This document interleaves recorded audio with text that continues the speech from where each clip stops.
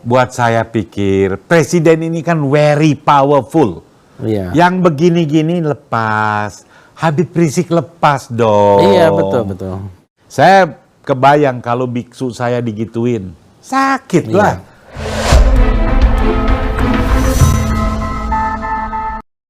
Sekarang jujur, minta apa? Anda bisa melihat di media, minta agar kemungkaran di sini dihentikan.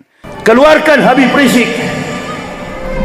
Beliau bukan perampok, beliau bukan koruptor, beliau tidak pernah mengambil hak orang lain. Menangis saya sampai parkir mobil di pinggir. Rekening keluarga Habib mana diambil. Allahu Akbar, dibekukan semua. Kalau begini, tangkap saja semua ustadz, dipenjarakan supaya adil. Oleh karena itu, saya sebagai anggota DPR RI bersedia untuk menjaminkan diri saya untuk penangguhan penahanan terhadap Habib Rizik Syihab.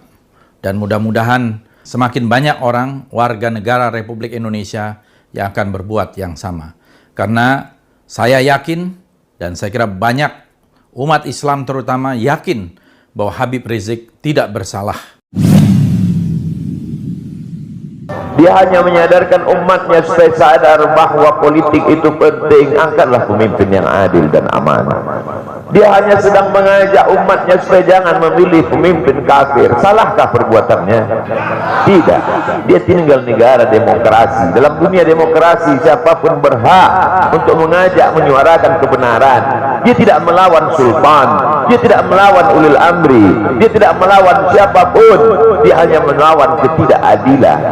Abdul Somad mungkin habis amalnya sudah riak. Satu-satunya yang akan kujadikan bekal menghadap Rasulullah hanyalah aku pernah mencintai keturunanmu. Aku pernah mencintaimu zuriatmu.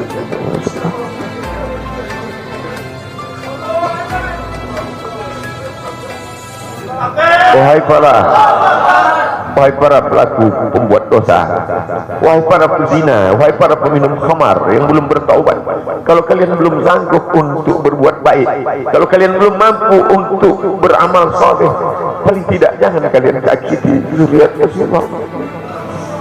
Jangan kalian keluarkan kata-kata, jangan keluarkan kata-kata fitnah. Bagaimana kalian akan menghadap Rasulullah? Apa yang didapatkan Habib Rizik, Pak? Berkorban seperti itu, apa yang didapatkan? Apa yang diperjuangkan? Dapat duit. Perjuangannya bagus. Kenapa? Imam Ali keras, Syekh Umar bin Khattab keras, nggak bisa ngeliat kemungkaran. Tapi Syekh Abu Bakar Siddiq lembut, Sayyidina Utsman bin Affan lembut. Tapi kenapa harus ada Sayyidina Ali, lalu harus ada Sayyidina Umar bin Khattab? Itulah kodratnya Allah Ta'ala di dalam syariat ini. Harus ada seperti itu, harus ada seperti itu. Karena Pak Setan itu pinter. Kalau saya ditanya, kenapa menurut Anda wali Allah yang masih hidup siapa? Ya Habib Rizik Syihab itu. Enggak usah cari yang lain, itu kelihatan mata. La yakhafu lawmata lain. Tidak takut celaan orang yang mencela. Tidak takut hinaan orang yang menghina. Ya. Dan innama yakhshallaha min ibadihil ulama. Al-Qur'annya begitu. Yang bisa takut sama Allah itu hanyalah para ulama. Dan beliau orang yang takuti cuma Allah Ta'ala. Zahirnya kan begitu. Kalau ditanya, ya itu wali Allah. Upaya untuk membekuk Habib Rizik itu memang desain istana. Analisis saya begitu. Saya menganggap bahwa upaya untuk membekuk Habib Rizik itu memang desain istana. Analisis saya begitu. Dan itu terlihat dari mereka yang berkumpul sejak kedatangan Habib Rizik itu dipantau WA-nya, teleponnya, segala macam itu. Untuk dijebakkan ke dalam skenario penangkapan Habib Rizik itu. Padahal Habib Rizik dari awal itu kesalahannya adalah kesalahan dalam undang-undang kesehatan. Bukan kesalahan melawan negara, bukan kesalahan melawan kemanusiaan, bukan kesalahan korupsi segala macam. Jadi dia diintai terus untuk dicelakakan. Kan itu yang terbaca di dalam keterangan pers pejabat negara. Dan publik paham itu. Mulai dari pemanggilan Anies Baswedan, itu upaya untuk menggiring opini bahwa ada satu kelompok yang terus-menerus berkumpul, entah online, entah secara fisik di Petamburan, dan Petamburan jadi semacam istana rakyat, istana alternatif. Jadi terganggu betul nih istana presiden karena ada istana rakyat baru tuh. Nah di situ kita menghitung bagaimana kekuasaan itu ketakutan menghadapi tuntutan keadilan.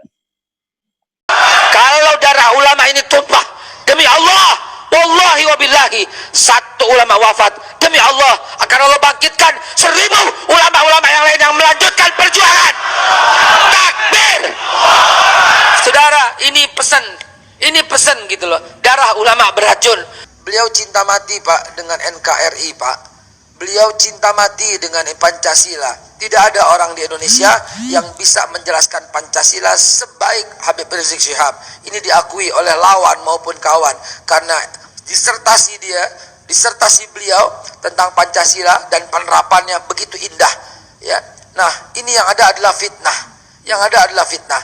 Beliau difitnah anti Pancasila, justru beliau yang punya konsep bagaimana menerapkan Pancasila di kehidupan bernegara ini.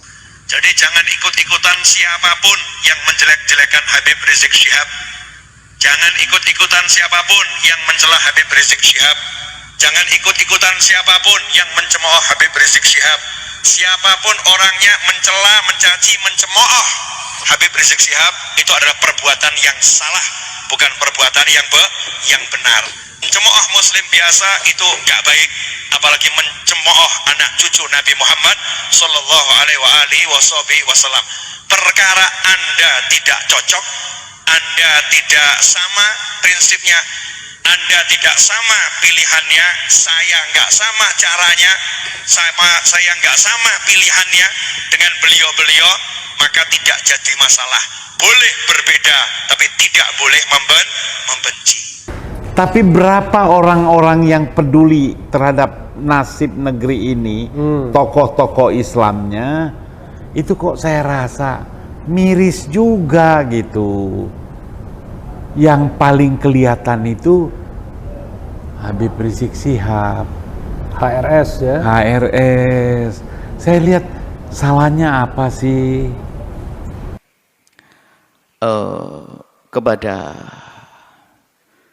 Bapak Presiden atau siapapun yang akan menjadi presiden, ini adalah risalah cinta kami kepada Pak Presiden. Ya, kalau mendengar alhamdulillah, kalau tidak mendengar Allah perdengarkan ke hati, biarpun telinganya tidak mendengar. Atau calon presiden, ketahuilah bahwa jabatan kepresidenan itu sangat terbatas. Apa artinya 1 kali naik, 2 kali naik, ujung-ujungnya adalah kesengsaraan yang panjang di akhirat nanti.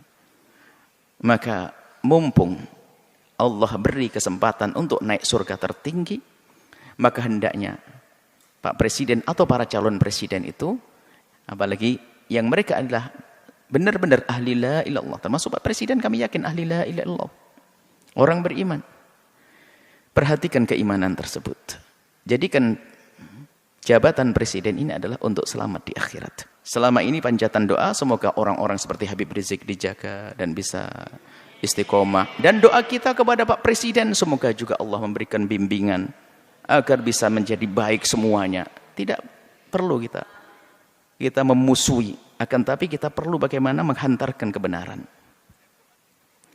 Kita tidak punya permusuhan dengan Bapak Presiden. Akan tapi kami punya cinta karena kami tahu beliaunya adalah ahli la ilaha illallah. Kami ingin bahasanya kelak juga selamat di akhirat. Maka mohon, atau calon-calon presiden yang akan datang, ingat, jadi presiden adalah berbatas waktunya, tapi akhirat adalah selamanya dan tidak berbatas. Maka jangan sampai di saat menjabat kepresidenan ini adalah ditipu oleh orang-orang yang ada di kiri kanan kita, misalnya yang punya kepentingan syahwatnya, urusan dunianya, tidak ada hubungannya dengan imam, sehingga kita akan kebawa ke sana. Maka pandanglah dengan adil. Orang yang bakal mengganggu akhirat Anda pinggirkan.